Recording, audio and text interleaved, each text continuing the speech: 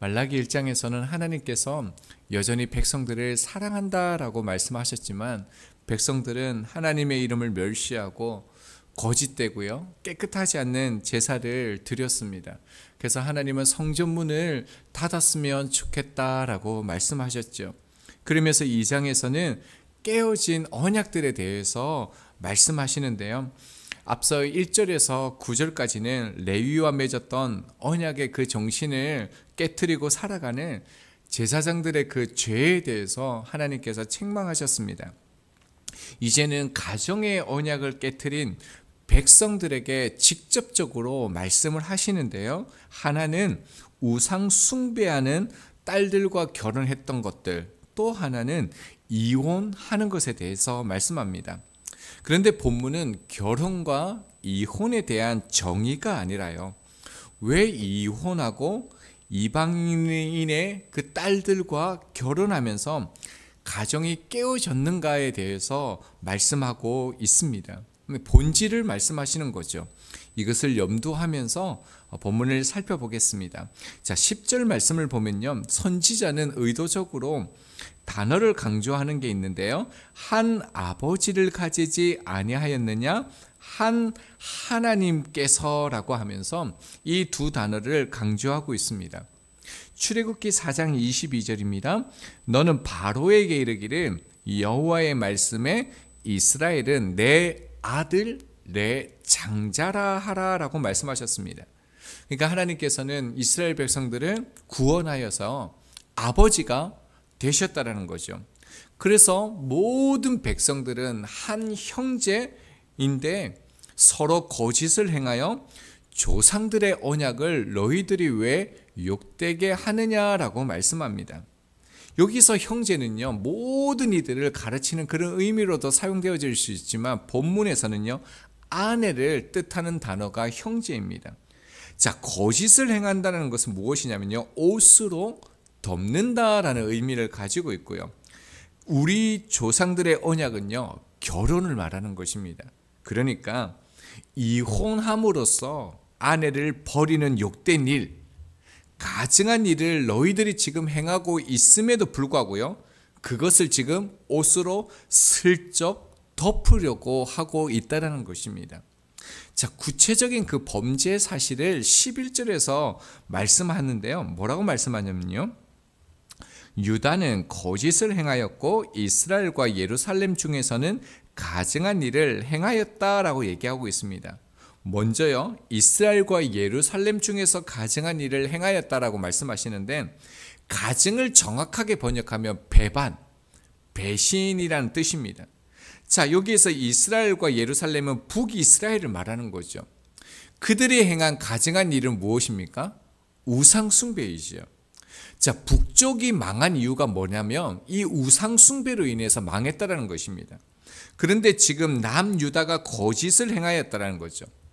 그 길을 너희들이 똑같이 하고 있다라는 것입니다.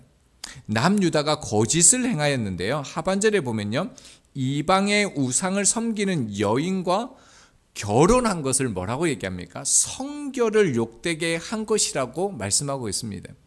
그 주석 성경에 보면 아마 성결 위에 1번이라고 적혀져 있을 것인데요, 밑에 풋노트를 보면 성소라고 아마 되어져 있을 것입니다. 그러니까 성소처럼요, 거룩하게 해야 할 것을 욕되게, 너희 지금 남유다가 북이스라엘이 망하는 것을 보면서도 너희들이 지금 똑같이 그 가증한 일을 되풀이하고 있다라고 말씀하시는 거죠. 이 시대에 동시에 사역한 사역자가 에스라랑 느헤미야입니다.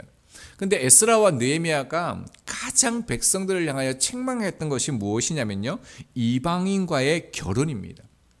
자, 그런데 유의해야 해서 보아야 할 것입니다. 이방 딸과 결혼했다라고 말하지 않고요, 성경에 보면 뭐라고 얘기하고 있습니까? 이방 신의 딸과 결혼하고 라고 성경은 분명하게 기록하고 있습니다. 그러니까 이방 여인과의 결혼을 금하는 것이 아니다라는 거죠. 여호수아의 라합도요, 그리고 룻기의 룻도 분명히 이방 여인이었지만 그 하나님의 족속 안으로 들어오게 되어지죠. 그러니까 이방 신을 따르고요, 우상을 숭배하게 하는 이방 여인과의 결혼이 가증한 일이다라고 말하는 것입니다. 하나님께서는 혼합주의를 경계하신 것이죠.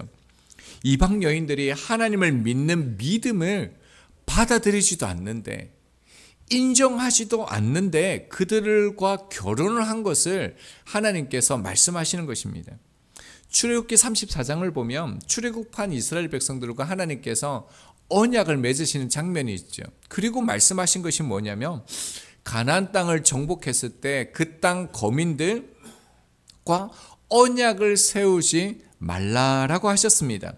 그 이유가요, 이방 신을 섬기는 딸들로 인해서 우상을 섬기게 될 것을 말씀하셨습니다. 그뿐만 아니라 신명기 7장 이하에서도요, 이방 신들의 딸들에 대해서 경계를 하시면서 이들이 내 아들들을 유혹해서 여호와께로부터 떠나게 만들어 다른 신을 섬기게 될 것이다 라고 말씀하시면서 그들을 다 진멸하라라고 말씀하십니다. 솔로몬이 그렇게 해서 망한 것이죠. 그래서 이런 삶을 사는 사람들의 결과를요, 이제 12절에서 말씀합니다. 이렇게 얘기하죠. 이 일을 행하는 사람에게 속한 자는 깨는 자나 응답하는 자는 물론이요 라고 얘기하고 있는데요. 그러니까 이방 그 신들을 섬기는 딸들과 결혼하도록요, 그리고 언약을 깨도록 능동적으로 이 깨는 자라고 얘기하고 있는데, 이 깨는 자라는 것은 선동하는 자를 말하는 겁니다. 그러니까 분명히 이방 신들을 섬기고 있는데 하나님을 믿지 않음에도 불구하고요, 이방 여인들과 결혼해도 괜찮아, 뭐 어때, 문제 없을 거야 라고 말하는 이들이 이 깨는 자입니다. 그리고 다음에요, 응답하는 자는 어떤 의미냐면 그 흐름에 수동적입니다. 적극적으로 이렇게 선동하고 함께 하지는 않지만 그럼에도 불구하고 응답하는 자, 따르는 자를 말하는 것이죠. 자, 결론은 무엇입니까? 하반절에 보면요, 여호와께서 야곱의 장막 가운데서 끊어 버리시리라 라고 말씀합니다. 이 말씀은요, 언약 공동체에서 너희들이 제거된다라는 그런 무서운 말씀이죠.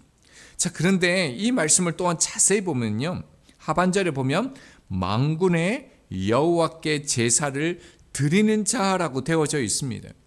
지금 이 백성들이요, 이러한 일을 행하고 난 다음에도요, 여전히 제사를 드리고 있다라는 것입니다.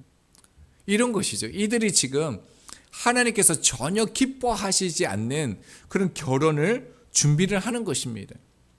하나님의 그 뜻을 구하지도 않은 것입니다. 분명히 이 결혼은 자신의 욕심을 위한 것인데요, 형식은 어떻습니까? 하나님 앞에서 예배의 형식을 취하고 있다는 것입니다. 그래서 하나님께서 말씀하시는 것은 너희들의 그 제사를 드리는 그 종교적 행위를 한다고 해서 너희 죄악을 가릴 수 없다는 겁니다. 형식만 갖춘 예배라는 것입니다. 예배만 드린다고 해서 다 받는 것은 아니다라고 경고하시는 것이죠. 자, 그러면서요, 이러한 일들이 나타났다라고 또한 하나님께서 말씀해 주시는데, 13절을 보면요, 너희가 이런 일도 행하나니 곧 눈물과 울음과 탄식으로 여호와의 제단을 가리게 하는도다. 그러니까 버림을 당한 여인들이죠. 이혼을 한 여인들이 하나님의 제단 앞에 나와서요, 눈물과 울음과 탄식으로 하나님 앞에 자신의 당한 일을 토로하고 있다라는 것입니다. 자, 그런데요, 반전이 또 일어납니다. 14절을 보면요, 너희는 이르기를 어찌 됨이니까 하는도다라고 얘기합니다. 어찌 됨이니까 하는도다. 무슨 말입니까? 오히려요, 하나님이 너무한다라는 거예요. 하나님께서 우리 가운데 무슨 까닭으로 이렇게 말씀하시냐는 거죠. 우리가 제사도 드리는데, 하나님 앞에 봉헌물도 드리는데 왜 우리의 제사를 받지 않고 저주하십니까? 라는 겁니다. 왜 축복해 주시지 않으십니까? 오히려요, 이들은 지금 하나님 앞에 항변하고 있다는 겁니다. 하나님께서 말씀하시는 것은, 이것은요, 이방인들이 하는 것이 아니라 지금요, 제사를 드리는 하나님을 아는 백성이 이렇게 하고 있다라고 말씀합니다. 자, 왜 그러면서 하나님께서 왜 내가 너희를 저주하는지에 대해서 하나님께서요, 심판하는 게 아니라 또 설명을 해주십니다. 뭐라고 얘기합니까? 네가 어려서 맞이한 아내 사이에 여호와께서 증인이 되시기 때문이다 라고 말씀합니다. 그러니까 이 결혼은요, 하나님 앞에서 하나님이 증인된 관계라는 겁니다. 창세기 2장 24절입니다. 이러므로 남자가 부모를 떠나 그의 아내와 합하여 둘이 한 몸을 이룰지로다 라고 말씀합니다. 이제 창조 속에서 있었던 그 결혼 언약을 말하는 거죠. 자, 중요한 것은 결혼에서요, 결혼이 남녀가 떠나서 한 몸이 되는 게 사실은 이 말씀의 핵심이 아닙니다. 이 언약의 핵심은 무엇입니까? 여호와께서 증인된다라는 것. 이 결혼은 하나님 앞에서 하는 언약이라는 것이 결혼의 핵심이라는 거죠. 그러니까 아내를 버리는 것은요, 그 언약의 증인 대신 하나님 앞에서 약속한 그 하나님을 무시했던 일이다라는 것을 강조하는 것입니다. 그래서 15절에 두 번이나 강조하는 말이 무엇입니까? 하나를 만들지 아니하셨느냐라고 있다는 겁니다. 결혼에 하나만이 있다는 것을 강조하죠. 자, 그러면서 16절에서는요, 하나님께서 이혼하는 것, 아내를 버리는 것이요, 마치 폭력을 행하는 것과 같음이다라고 이제 말씀하시는 것입니다. 자, 그러니까 본문을요, 유심히 살펴보면 본문은 어떤 결혼이나 이혼에 대해서 말씀하는 게 아니라는 겁니다. 이스라엘 백성들의 그 가정이 왜 무너졌느냐는 거예요. 왜 제사가 무너졌느냐 하는 것입니다. 단순히 성도덕의 문란과 윤리적인 문제가 아니라요, 본질적으로 언약을 깨트린 하나님을 버린 일이라는 것을 말씀하시는 거죠. 당시에 이 결혼 문제를 이해하기 위해서는 배경이 조금 필요한데요. 바벨론으로부터 그들이 폐허가 된 그 자기의 땅으로 돌아오게 됩니다. 많은 결단이 있었습니다. 쉬운 결정이 아니죠. 스스로 바벨론의 그 혜택을 포기하고 돌아온 것입니다. 믿음을 가지고 와서 그들이 첫 번째로 한 일은 그 성전을 재건하는 일이죠. 시간과 정성과 물질, 분명히 그들은요, 자기의 미래 전부를 드리는 것입니다. 이렇게 하나님을 위해서 살아가면 하나님께서 복을 주실 것이라는 믿음이 있었습니다. 그런데 그들이요, 성전 건축하는 가운데 기근과 가뭄이 옵니다. 가정에 수많은 어려움들이 찾아오게 되어지죠. 심각한 시험과 위기 앞에 지금 그들이 놓인 것입니다. 그런데요, 이렇게 하나님 앞에 헌신하고 드리면 그 페르시아 대제국은요, 무너지거나 하나님께서 심판하셔야 되는데 어떻습니까? 오히려 그 나라는요, 승승장구하고 잘 먹고 잘 사는 것입니다. 이 페르시아 제국의 그 기틀을 놓은 왕이요, 다니엘서에 나오는 다리오 왕입니다. 이 다리오 왕이 세금을 낮추고요, 식민지에 자치권을 주고 개방 정책을 씁니다. 그리고 이방인들과 결혼하게 만들어서요, 혜택을 주게 되죠. 결국 이 하나님의 백성들이요, 이런 상황들을 보면서 하나님으로 충분하지 않다라는 생각을 가지게 됩니다. 그래서 백성들이 이제는요, 말씀이 아니라 시대 정신을 받아들이는 겁니다. 세상의 생각, 내용, 세상의 가치를 받아들이는 것이죠. 그러니까 성공하고 우리의 인생을 바꾸기 위해서는요, 하나님이 아니라 이 페르시아 대제국의 선진 문물을 받아들여야겠다라고 결정을 한 것입니다. 그리고 실제로 그들의 삶을 바꾸는 가장 확실한 방법이 뭐냐면요, 이방 신을 섬기는 이방 여인과 결혼을 하는 겁니다. 근데 문제가 있죠. 이들은 당시 15세 전후로 약혼을 하거나 결혼을 합니다. 그런데 또 고대 사회는요, 여자들이 선택의 결정이 없습니다. 다 수동적입니다. 그러니까 이 남자들이 어떻게 하냐면요, 자기 마음대로요, 이 여인들과 이혼하고 내다 버리는 것입니다. 그래서 이방 신들을 섬기는 그 딸들과 결혼을 한 것이죠. 그래서 하나님께서 이 말라기를 통해서 말씀하시는 것은 이 가정이 붕괴된 것은 단지 윤리의 문제, 성적인 문제가 아니라 너희들이 하나님을 버렸기 때문이다라는 것을 말씀합니다.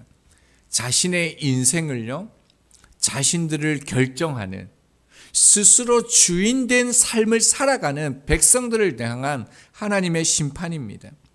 종교도 그 종교의 본질을 떠나면요, 목적을 떠나면 인간의 욕심을 채우는 도구가 종교가 됩니다. 여러분, 성경도 그렇지 않습니까? 성경 안에서요, 하나님과 예수 그리스도를 빼면요, 그 안에는 개인의 욕심만 남습니다. 하나님도 인간을 위해서 존재하는 것이죠. 교회 안에도 세속적인 흐름이 깊숙이 들어와 있다라고 합니다. 예수님을 믿어도 별거 없다라는 거죠. 일도 안 되고 미래도 여전히 불확실한 겁니다. 오히려 갈수록 예수 믿는 게 더 어렵다라고 말합니다. 그러니까 어떻습니까? 하나님이 주시는 것으로 만족하지 않고요, 자신의 삶의 주인을 자신으로 삼는 것입니다. 세상을 받아들이고요, 세상을 의지하고 도움을 구하는 것이지요. 문제는요, 이러한 삶을 살아가고 있음에도 불구하고 자신들의 영적인 상태를 인지 못하는 것, 오히려 하나님께서 왜 축복하지 않으십니까? 라고 말하는데 더 문제가 있습니다. 그래서요, 15절, 16절에 하나님께서 강조하는 단어가 무엇입니까? 그러므로 내 심령을 삼가 지켜라고 강조하고 있습니다. 거짓을 행하지 말라라고 말하고 있습니다. 여러분, 왜 우리가 거짓을 행하지 아니하고 우리의 심령을 지켜 말씀 그대로 살아가야 됩니까? 그 이유를요, 15절에 보면 경건한 자손을 얻기 위함이라는 거예요. 여러분, 경건의 자손은요, 하나님의 씨라고 되어져 있는데, 경건한 자손은요, 예수 그리스도를 성경에서는 뜻합니다.